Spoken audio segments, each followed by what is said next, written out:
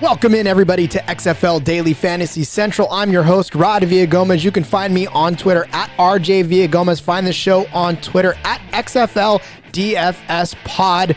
Welcome to the new era of fantasy football, of daily fantasy football. It's not exactly out yet, but we know it's coming, and we are going to get ready for it here on this show. It is XFL Daily Fantasy Central.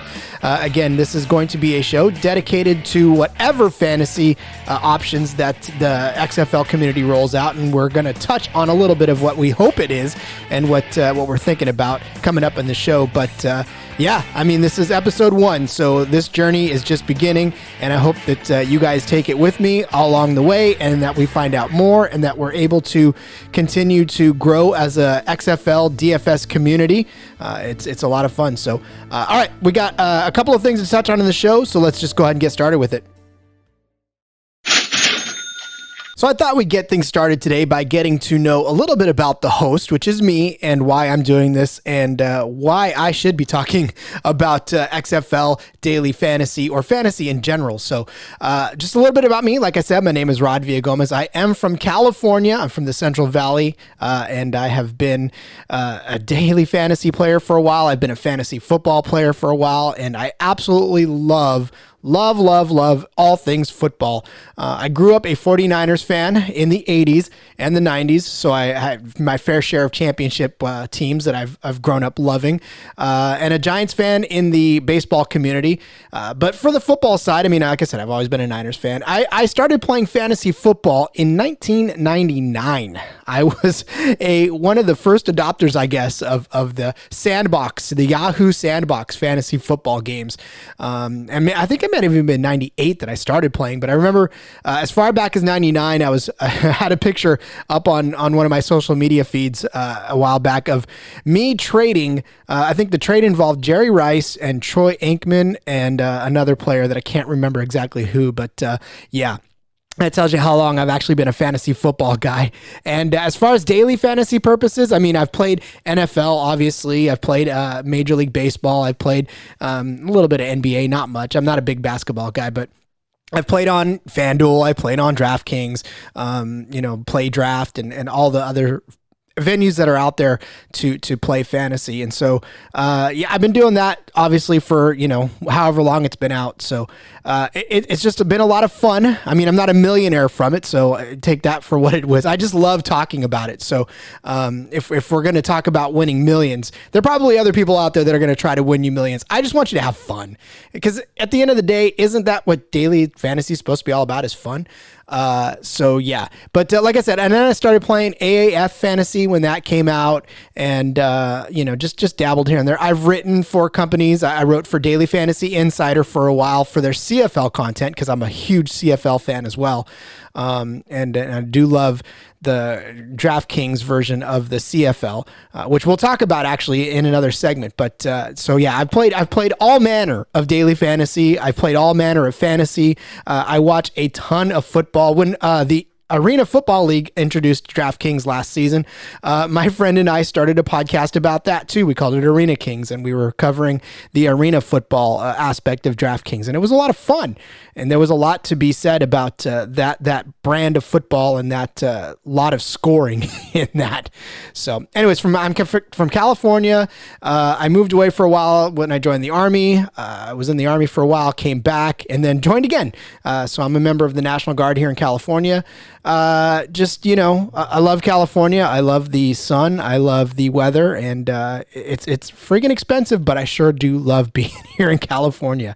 As far as podcasting goes, I've been a sports media enthusiast for quite some time now. I started my own sports company, calling games here in town for a while, and I have so many podcasts now. It's just not even funny. I mean, I guess it is. I do enjoy podcasting. I did have a stint on the radio for a while here locally. I've done some television. I've done some movies. So I've done, some media stuff here and there. But the podcasting is really where I absolutely love to be. I love being behind this microphone. I love talking to fans of whatever team I'm talking about. Currently, I host a show it's going to be in its 3rd season here, called the Wood Cookie Sawcast, and it's about the Ottawa Red Blacks of the Canadian Football Football League.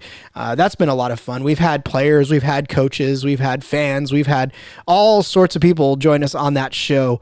And it's just been an absolute blast being a part of the Canadian football experience. As an American, I mean, I know that it's an interesting venture to not just follow a CFL team, but actually talk about it and talk about the players and the season. So that's been a lot of fun. I recently launched a podcast about a month ago or maybe it was 2 months ago, about the new indoor football league team in Oakland called the Oakland Panthers is the name of the team. The show is called Indoor Cats Podcast, and that's been a lot of fun. I mean, I'm only five episodes into that now. And I've had players and coaches on that as well. So hopefully with this show, I would love nothing more than to do the same. We'll talk to players. We'll talk to several DFS players and experts and the like. And so we'll bring on a lot of voices that have a lot more experience in DFS than I do, of winning big time money in DFS than I do.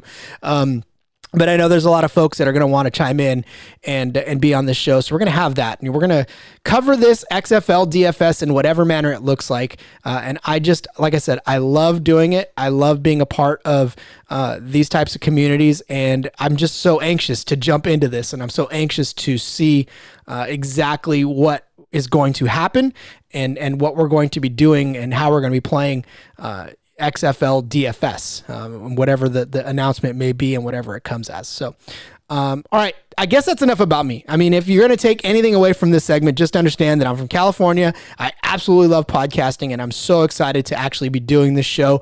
I know it's been a long time. I know I've been teasing it for months now about this show coming out, but with the holidays and with work being what it is for me, it was hard to actually get this one down because the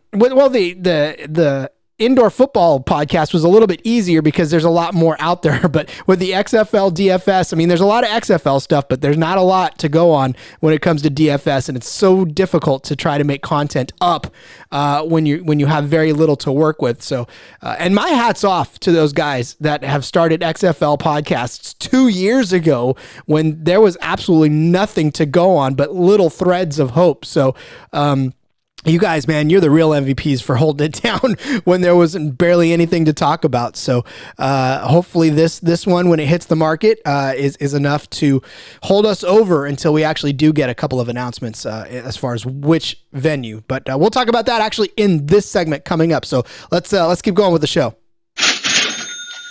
The first question in all of this is, what is the DFS world going to look like as far as the XFL is concerned? Well, our commissioner actually made a couple of announcements, which is why I knew that it was time to actually put this show out there, because now we have at least something to go on. We absolutely know that they have been in talks with, the XFL have been in talks with some of the major players in the DFS world to put XFL onto the DFS market. Now, again, what exactly does that mean? Are we going to see them on both FanDuel and DraftKings? Is this going to be one where we'll find another venue to put it out, or what's this going to look like? So for me, I feel as if DraftKings, they do tend to take the risk on some of these sports that aren't completely 100% mainstream. And it's easier for those sports to find some sort of foothold in the DraftKings world. I mean, they did take a chance on the Arena Football League. They've done CFL for the last couple of seasons now, maybe 3 seasons that they've done CFL. And, it's with mixed results, obviously, because with the big ones, obviously NFL, MLB, NHL, NBA, those are always going to be huge getters. I mean, those are going to fill up thousands upon tens of thousands upon hundreds of thousands of people in each contest. Now, when you go to play some of these fringe sports, and again, DraftKings and FanDuel alike, you start to find that the player pools are a lot more thin and that there's not a whole lot of contests to be had, and the prize pools are not as huge as you're used to if you play NFL. Which does a couple of things. And this is what I fear, that with this XFL experiment on any of these platforms, there's going to be a lot of people expecting to jump into a 300,000 person contest for $1 million, when really you should just be happy being in a 100 person contest for about $300, because, again, you're not going to fill these gigantic contests. And look, maybe they will. I'd like to think that maybe, a couple of thousand people might enter a contest on maybe the first week. And then, I don't know, when we saw it with the Arena Football League, it was a pretty big prize pool for a, mid-range player pool. And then, from there, it just sort of it dwindled down week after week after week, to where after a while you were playing in some pretty small contests and you weren't up for winning quite as much at the top prize. And that was 8 weeks. That was 6 teams. So it was a little difficult to sustain. And I think if they would have had another season, the Arena Football League in this world, this DraftKings world, we might have seen a little more success. So with the XFL, you're looking at 8 teams right off the jump, which is only 1 team shy of the Canadian Football League total. So when you talk about DraftKings picking up the Canadian Football League, it would make sense for them to have the XFL as well, because it is 8 teams. But what does it look like? What is it going to look like once it hits there? Because everybody, again, if you play NFL, you're used to the standard, quarterback, running back, a couple of wide receivers, the flex, the defense, the tight end. Well, okay, that's all fine and well for a 32 team league, right? Where you have so many options to pick from. But when you have only 8 teams, that's not the variance is not a whole lot to build a team. So there are a couple of things that you can do. And when it comes to the Canadian Football League, they do the quarterback, the running back, and then they do a couple wide receivers, but then they give you 2 flexes. So you can either pick the running back or the receiver. You're not tied to it. So you still have to pick, 1 running back, 2 wide receivers, but you give a little option. And then, of course, the roster size is a lot smaller than an NFL contest. So you're not picking quite as many players. So you can deviate here from what would be everybody's optimal lineup.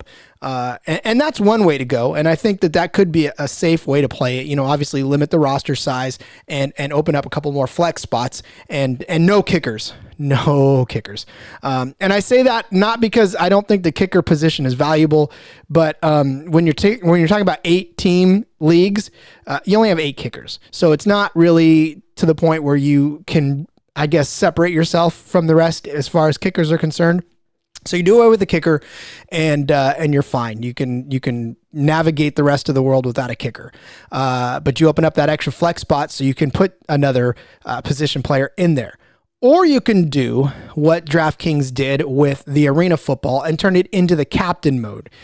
For those of you who are not familiar with the captain mode, and those of you listening to this show, I'm sure you probably already are. If you're a DFS player, you know what captain mode is, right? You get to pick one person to be the captain. They get 1.5 times the points, and then everybody else from there is all a flex. So you don't have to necessarily pick, per position. You can just literally load up on whatever players you can afford. And in a situation like the XFL, that might be the way you start, because again, the roster positions are limited and you got to have some way to separate yourself from the rest of the crew. And I'll say that in the Arena Football League, it was a great way to, a great roster construction just conundrum, because you had either you could put the quarterback in there who scored you, I don't know, sometimes up to 100 points, or you could put the receiver that is catching the most touchdowns for almost 100 points. So you're not going to have that type of scoring in the XFL. I guarantee you that much right now. But I will say that if it gives you an opportunity to try to roster a couple of quarterbacks and their top receivers, because what we used to do in the Arena Football world was we used to do what we called double and triple stacks. And I'll give all the credit for the Wendy's triple stack to my co-host Joe Van Awesome of the Arena Kings DFS podcast. He nicknamed it the Wendy's triple stack or the double stack, because what we would do is we would take a quarterback and put him with 2 of his receivers, and then try to pick another, because there was only 6 players on that roster, so you could do sort of crazy stacking like that. So I would not say that I would dip the roster size that low for the XFL though. But I would say that I would leave maybe, again, that captain spot and the rest of the other roster spots as flexes just to see how that might pan out.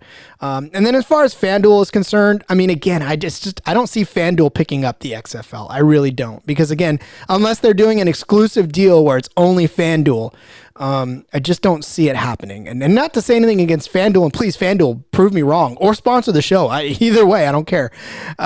Because I know that FanDuel, they have their own set of rules that I don't think anybody, I don't know, there's a lot of DFS players that rather play on DraftKings. So with FanDuel, maybe they'll do some of the, late starting matches or whatever, but now DraftKings is starting to do that too. So it's just not some of the things that were making FanDuel just alone in what it was offering is going away now. But there's another twist out there, one that I think might actually have some kind of, power as well. When the AAF started, there was nothing out there. I mean, there was no talk. There was talk of fantasy, but I don't think there was any real talk of daily fantasy, and maybe for good reason, because it went away, but whatever. But the thing about the AAF is it created a ton of opportunities for people to create their own things.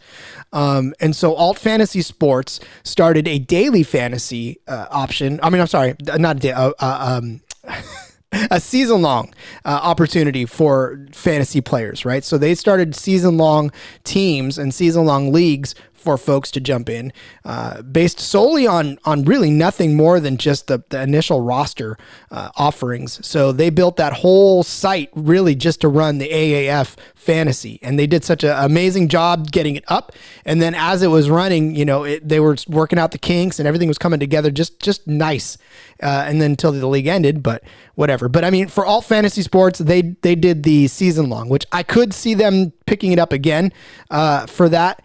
And then Fanball is another opportunity for because the AAF was running on Fanball, and it definitely was. It was great. It was a great experience because there was no other fantasy football. There's no other fantasy football venue out there for the AAF, and so now here we are with the opportunity to play on Fanball. So it was great. I mean, I loved it. And so I think I reached out to the folks over there at Fanball, and they actually did say that they are going to be looking into it and trying to pick it up after the holidays, of course. So it's something to think about. And I actually think that would be a great opportunity for folks who don't like to go play in those types of DraftKings or FanDuel, and they don't want to swim with all the major sharks.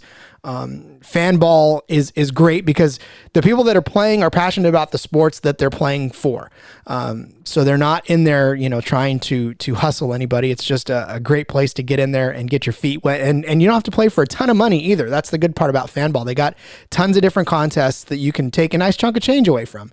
You're not going to be a millionaire because of it, but look, I'd say that a good, 75 to 80% of the fantasy community world, the daily fantasy community, is not, sure, it'd be nice for them to get rich, but they're happy to just see green, right? They're happy to just watch their lineup go off and win some money to go play again. And that's really what this podcast is going to be all about. You guys, I know that if you're coming here to look for get rich quick schemes, or, if you want me to sell you a lineup, I'm not going to do that. What we're going to do is we're going to talk about the options. We're going to talk about the players' prices. We're going to talk about one of my favorite things to do when I was writing for the Canadian football aspect of DraftKings was to give value plays. Because what I like to do is find those players that weren't that expensive and to see them maybe succeed or not succeed. So again, it was just something that I would throw in there, and then give different price points and different players at different price points. And so that I think that's what this show is going to be mainly about, right? It's just to help us all have fun playing daily fantasy in the XFL, however that looks, whatever platform it's on, whether it's DraftKings, FanDuel, Playball, well, Play Draft's gone, but yeah, whatever picks it up, we're going to talk about it, and we're going to talk about it in earnest and have a great time doing it. So, all right, we're going to take a look at some of the quarterbacks in the league and what they can do for you to win you money coming into week one. The XFL did us a favor a few months back and introduced to us the quarterback stable for all 8 teams in the league. And so I know that there's going to be battles, and I know that there's going to be folks that aren't going to have the job when week one rolls around, but hey, it's fun to speculate right away on who your week one XFL quarterback would be as far as DFS is concerned, right? So given what we have right now and the 8 that they announced, let's take a look at some of these guys and who you would think about putting in your roster week one to maybe be your captain if it's captain mode, or just to try to win you a little bit of money on that first week. And we start with the Houston Roughnecks, and they got Philip Walker, who went to Temple for 4 years, threw for 10,688 yards, 74 TDs, and also was a little bit of a rusher, 771 rushing yards, 9 touchdowns over his 4-year career. As far as pro experience goes, spent a little time on the Colts practice roster, so not a whole lot of pro experience to speak of. And so that was in, let's see, Temple was 2013 to 2016. So he hasn't played in a couple of years as far as putting it out there. But he is extremely mobile and accurate on the run. And when I say mobile, I'm not saying that he's a rushing quarterback, but to me, I think escaping the pocket or at least escaping the rush is mobile. And when you can get out of the pocket and do well outside of the pocket, then I consider that mobile as well. So, and more importantly, he is accurate on the run, and you got to figure that that's going to do him some favors in the season, early in the season, especially when the offenses have to learn the system and the defenses have the upper hand, and so he's going to have to probably create a lot of plays on the run and on his feet. So and then like I said, he's able to make plays when the pocket breaks down. He is on the smaller side. He's 5'11". So I mean, we're talking, Drew Brees territory here, where we're a little bit smaller than the offensive line in front of him. So he does kind of have to break out of the pocket sometimes to make these plays, because it's not very hard. It's not very simple for a smaller quarterback to see over the lineman to make these plays time after time. So Philip Walker of the Houston Roughnecks, I'm curious as well as far as what the pricing is going to look like for these folks, especially depending on what way it's presented to us, whether it's the captain mode or, are we going to see these quarterbacks pretty much all priced together, maybe in the 8K, 9K range? Are we going to see some of them be $10,000? Or I wonder what we're looking at. So if I were pricing Philip Walker with no experience, no pro experience, but he's got 10,000 yards in his 4 years at Temple, that's not bad. I'd probably put him in one of those mid-tier, maybe 8K, low 8K, high 7K range for Philip Walker. Landry Jones of the Dallas Renegades played for Oklahoma for 4 years, from 2009 to 2012. Guy had 16,646 passing yards. Look, so many people are familiar with some of these names, and Landry Jones is definitely one of these guys because he did play at Oklahoma and he had a great career. 123 touchdowns, which was amazing. And then, of course, stepped into the NFL and played with the Steelers for a couple of years in 2015 to 2017, where he got 1,310 yards and 8 touchdowns. But I think more importantly was the fact that when Landry Jones came in, because obviously Ben Roethlisberger is a huge deal, right? And anytime he goes down, which it seems like every season, the Steelers backup quarterback becomes something of a cult hero because they have to carry the load that Ben Roethlisberger, carries all the way. But now when he came in, he was hyped quite a bit. But if you can't take over for Ben Roethlisberger because the guy's just not going away. And this season proves that, if nothing else, he comes back again next season. It's just I don't know. The guy will never go down. He won't stay down. He'll go down. He won't stay down. But, it's hard to be a backup quarterback and get a look in Pittsburgh. And so Landry Jones, when he got his look, didn't disappoint too much. But by and large, when you're back up to Ben Roethlisberger, your shelf life is not, as a starter, is not very long. So, but he is a good pocket passer with a strong arm, and he's not afraid to stand in and allow deep routes to develop. So, again, as like we talked about with Philip Walker, his ability to escape the pocket as it collapses might be his strength, whereas Landry Jones, with the pocket collapsing around him, which is going to do early in the season, the fact that he's not afraid to stand in the pocket and not have to escape it to throw long, that may do him a fair bit of service to escape some of this defense that's going to be coming at him screaming as the offense tries to learn their assignments. So if I were to price Landry Jones, I don't know, I'd put him in the mid to high 8,000 range. Maybe even a little bit closer to 9,000 if we're pricing some of these other guys where they're going to be priced. So Landry Jones, Dallas Renegades. Cordero Jones, another Jones guy from the DC Defenders, played at Ohio State for 3 years from 2013 to 2015, and he only had 2,323 passing yards, 15 touchdowns, but he did have 617 rushing yards and 4 rushing touchdowns. So Jones, not necessarily huge with the experience, and then he did play for the Bills in 2016, and was 6 for 11 and 96 yards in his only action. So certainly not a lot of pro experience there. And because of that, he's just flat out a raw rookie. There's not a whole lot of film on him. And we just never did get to see him actually play too much ball. So the jury is still out, really, if Cordero Jones can play at a professional level. And again, not to knock any of these guys, but obviously this is what we got to see, right? We got to see week 1, week 2, week 3, what these guys are going to look like.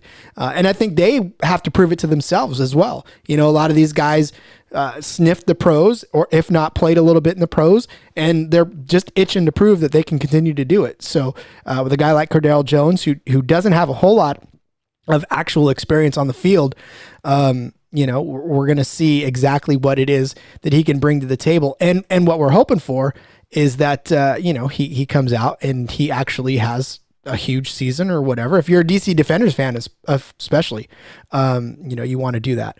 But he did win the Big Ten Championship Game Award, MVP award, and they led Ohio State to a national championship. But again, he was the 13th quarterback. So, it just wasn't, he did it, but it wasn't his season. It was just his game. So yeah, where I would price him, he would definitely be low 7K. That would be in the price range of, just we're taking a shot on him because we don't know what we're going to get out of him for sure. And then of course that leads us to the Los Angeles Wildcats and one Luis Perez. Now, if you're an Alliance of American Football fan like I was, you recognize this guy's name because, first of all, they wouldn't stop telling you the couple of stories about him. One, that he learned how to play quarterback position by watching YouTube videos. That was the story that every announcer loved to tell you. And you may get some of that when you watch him in the XFL. But yeah, the guy taught himself how to play quarterback by watching YouTube. So what does that tell you about what your life goal is? You can learn it watching YouTube. I'm just kidding. But he did play college at Texas A&M Commerce for 3 years. He was a redshirt in 2015 all the way through 2017 is when he stopped playing. He had 8,327 yards in that time and 78 touchdowns. As far as pro experience goes, he was drafted by the Rams in 2018, where he saw one half of play in the preseason. Not a whole lot of time.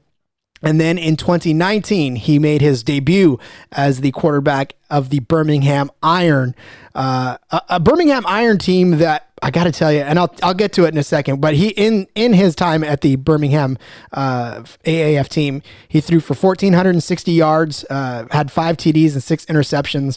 And then when the AAF folded, he took a look at the Eagles took a look at him, and then they waved him, and the Lions did the same, looked at him and waved him as well. So, the guy has promising stats, right? Well, maybe not stats, but promising pedigree. He was the Division II Harlan Hill Trophy winner, which is basically the Heisman Trophy of Division II. So, that's good. Like I said, he learned how to play quarterback by watching YouTube. But the thing is that Luis is inconsistent, but he can make some huge plays. And really the thing about it when he was with Birmingham, and this is what I was getting to, is that he really benefited from Trent Richardson because he would get them, Luis would get them.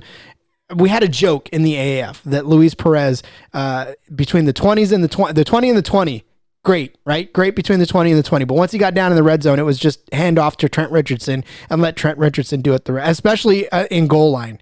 Goal line carries. Trent Richardson gobbled all those up and got him across the goal line. So anywhere inside the 5 was Trent Richardson's territory. So Luis didn't have to be a great red zone quarterback because he had guys like Trent Richardson back there. But despite all of that, Luis finished 3rd on the AAF all-time passing yards list. And I say all-time because it is all-time. There's no longer a league anymore for Luis Perez. But like I said, if you go and watch some of his AAF highlights, there was a couple of games in particular. And I know one that was really outstanding. And forgive me, I didn't actually have this loaded up. It just came to my mind right now as I thought about it. But there was a game, probably week 6. I think it was week 6. It could have been either week 6 or week 7, where all of a sudden it was just Luis Perez looking amazing. He had Quentin Patton going. He had, a lot of his guys going, that his tight ends going. He just looked like the Luis Perez we were all waiting to see. And then unfortunately, a couple weeks later, the league folded. So we didn't get to actually see if that was going to come of anything. So now where we go with Luis Perez is now we see, can he pick up on the success he was having toward the end of the AAF run, bring it to the XFL. So if I was to price Luis Perez, I would definitely give him a mid $7K pricing right now. So I'd probably put him right at $7,500 to see where we could get from him. I don't know that he's going to blow the roof off week 1, but he could come out and do it. Who knows? And then for the New York Guardians, they bring in Matt McGloin, Penn State alum for 4 years from 2009 to 2012. He amassed 6,390 passing yards and 46 touchdowns, which is a Penn State record still to this day. And of course, we remember him most from the Raiders, where he had 1,868 passing yards, 11 touchdowns, and 11 interceptions when he came and subbed in for Derek Carr. He also spent a little time with the Eagles, the Texans, and the Chiefs. But, again, with some of these, the backup quarterback position is such a crazy thing in the NFL because you're either backup to a person that hardly ever gets hurt, or you're a backup that gets put in and then doesn't produce the way everybody expects you to produce. And so then you lose all position, which is kind of what McGloin happened. He came in and the Raiders expected something from him, and I don't think they got what they wanted from him. And then, for 3 years, it was just sort of like, okay, well, he's the backup. So, but he is a good pocket passer, right? Again, he favors the long ball. He definitely loves to throw that long ball. And he was a consistent position, or he was in a constant battle for his position in college, which is why it was hard for him to get the stats that he so desperately needed to make it into the pros. But yeah, I mean, he was always in a position battle, and that made it hard for him to see the field. And it was kind of like that with the Raiders, right? I mean, he played on some teams that weren't so stellar with the Raiders. And then he gave way to Derek Carr. So Derek Carr came in, did his thing, and then it was Matt McGloin, see ya. So I don't know. Again, this is another guy with some pro experience that could bring that to the Guardians and maybe give them a boost to say that he's played on the NFL roster for a while. But again, if I was to price him, he would probably be a low 7K, maybe 72, 71, maybe even right at 7,000. So then we're looking at the St. Louis Battlehawks, right? They have Jordan Ta'amu, who went to the New Mexico Military Institute for a little while before you know him better as an Ole Miss quarterback from 2017 to 2018. He got 3,918 passing. Numbers are hard, aren't they? 3,918 passing yards, 19 touchdowns, 342 rushing yards, and 6 touchdowns in only his senior year. It was his 1 year of action as a quarterback for Ole Miss. And then when he went to the pros, he had a cup of coffee with the Texans in August. And he's really the only quarterback in the XFL with no pro experience, like nothing whatsoever. He really, like I said, only had a chance to talk with the Texans in August, and then they released him. So he's coming in fresh. He's really got no pro tape whatsoever, and his college tape is even thin as well. But he is a rushing threat with an arm, and basically he's what we're seeing now as the prototypical NFL quarterback, right? I mean, we're starting to see more of that now, especially with the success of Lamar Jackson, right? Guys who can run that read option or the play action, whatever you want to call it. Those types of guys that can tuck the ball away. A lot of his tape, if you watch, it's just him tucking the ball away and running straight up the middle. So I don't know what that will translate into the XFL game. If that's what they're looking for, maybe to try to bring that sort of flair into the XFL as well as the NFL. Or maybe this is just the type of quarterback that we're going to start seeing coming out of college nowadays. Who knows? But Jordan is definitely one of those guys that's going to show us whether or not that is going to be a feasible thing going forward. So, and if I were to price Jordan, he would definitely be in that $6K range. He would be the lowest, probably the lowest priced quarterback on the slate, maybe 6,500 if we're talking, somewhere in that vicinity. But yeah, so the St. Louis Battlehawks are going to show us whether or not they can win in the XFL with a running quarterback. And then we move on to Brandon Silvers, another AAF alum.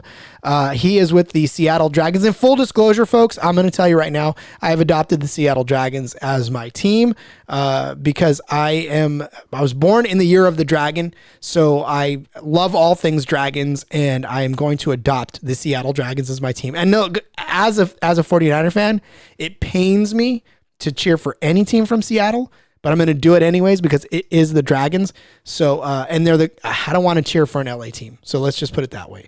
I can't bring myself to cheer for the Wildcats. So, Seattle, I'm going north. And in fact, I'm drinking a Old Magic New England IPA from Jackrabbit Brewing Company that has a picture of a dragon on it. So I feel like I'm doing them some service tonight by drinking that beer with the dragon on the label. All right. So Brandon Silvers, what about him? Well, he played in Troy for 4 years. Where he was a redshirt in 2013, and he played all through to 2017, where he had 10,684 passing yards, 71 TDs, and 16 rushing touchdowns. Wow. Brandon Silvers had a good career in Troy. Really good one. But as far as the pros were concerned, he was undrafted and invited to the Saints camp, where they didn't give him a contract. But he did wind up with the Memphis Express of the Alliance of American Football. And Brandon Silvers, what an interesting ride he had in the Alliance of American Football.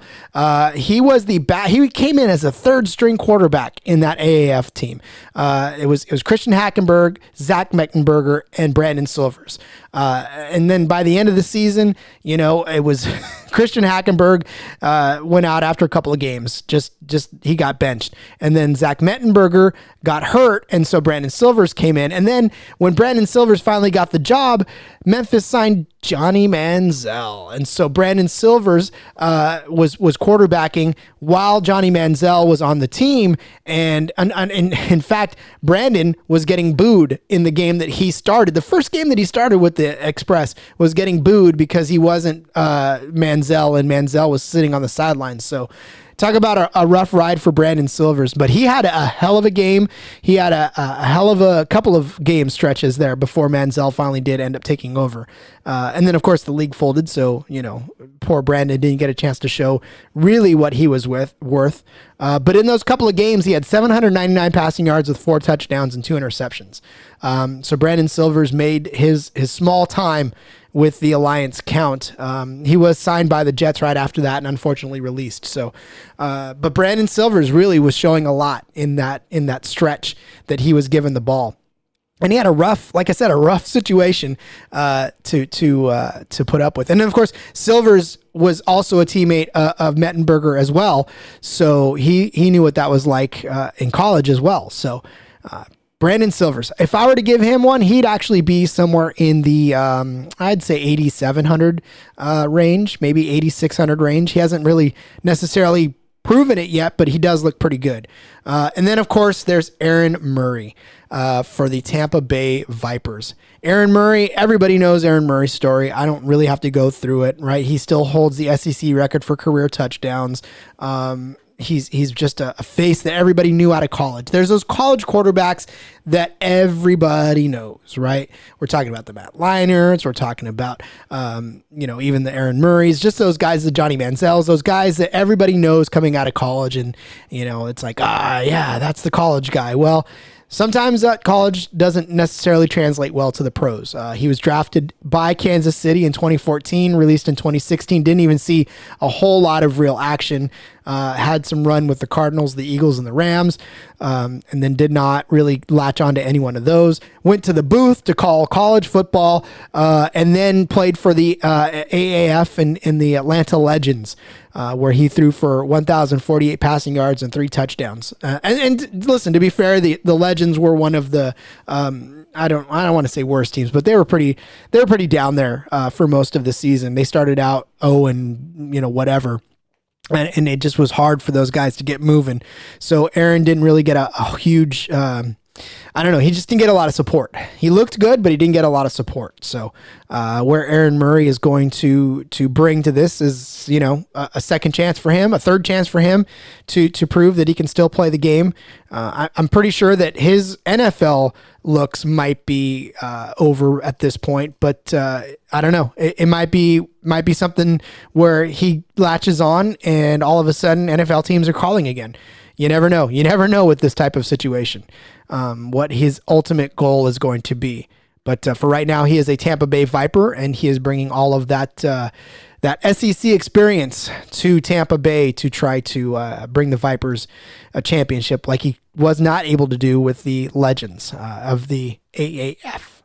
If I were to price Murray, I would give him probably about $7,200, $7,300. Again, I know what he brings to the table, but I also know that we're looking at a guy who can't necessarily. It's a new situation for him. And when he started out in the AAF, it was a new situation for him, and he struggled out of the gate. So, when you see that type of struggle, then, it doesn't lend itself to a huge price. So, all right, listen, that is those are the quarterbacks. Those are the 8 quarterbacks that are listed right now as the folks that they brought in to be the names of the league. So where they're at and where they're going to stay, if they're going to be the starting quarterbacks on day one, we don't know. But if you're looking at building your week 1 lineup, I'm telling you right now, I would end up going with Brandon Silvers as my starting quarterback for my first DFS lineup, whatever that may be. I don't know if I'd put him as captain. I don't know. Maybe I would put a receiver or running back as captain, one of his receivers, and then stack him with him. Brandon, maybe get the receiver as the captain and Brandon as the one of the flexes. But yeah, and then you might even be able to, fit a couple of quarterbacks in it if it is the captain mode because of the price. Maybe you do take a chance on a guy like Jordan Ta'amu, because he's going to probably be pretty cheap. So you could put him in and maybe he'll give you some good run and get you a good score at the end of the day. So, all right. That's fun. That's the kind of stuff that we'll do. We'll talk about the different quarterback tiers and once we get an actual platform to play on and pricing to go off of, this show will probably be a heck of a lot more fun. But for now, we'll just have fun speculating on who's going to be where. And we'll take a look at some of the wide receivers on the roster. We won't go down all of them, obviously, but maybe we'll take a look at the top 8 or top, 10 and see what we're doing for the next episode. So, all right, let's close out the show.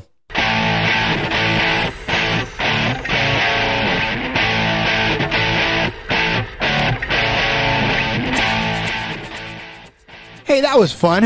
Yeah, I think I had a great time bringing this to you. This was episode 1, of course, of XFL Daily Fantasy Central. I, of course, am your host, Rod Villagomez, and I just want to thank you. Thank you for allowing me to fill your ears and to talk to you about something I'm absolutely passionate about, which is daily fantasy, and a league I'm curious and I'm going to love getting involved in. I loved the first run of the XFL. Full disclosure, San Francisco Demons was my team back then. I do remember when the very first game hit, it was the Hitmen and who was it? It was Hitmen and feel like it was somebody else that played that very first game. But anyways, I remember showing it in my barracks room when I was in the Army. Not very many folks were that excited about it. I was, and I'm excited about this. I really do love football in all its varieties. I was a little reluctant to adopt the XFL, but now that they have daily fantasy, I'm really excited to jump on board. So we'll see where this goes. Again, thank you for listening. And if you want to get in touch with the show, make sure you follow us on Twitter at XFL DFS Pod. I'll have an Instagram probably sooner rather than later, and some other forms of social media. I'm on Reddit as XFL DFS Pod. And then, of course, you can follow me on Twitter at RJ Villagomez.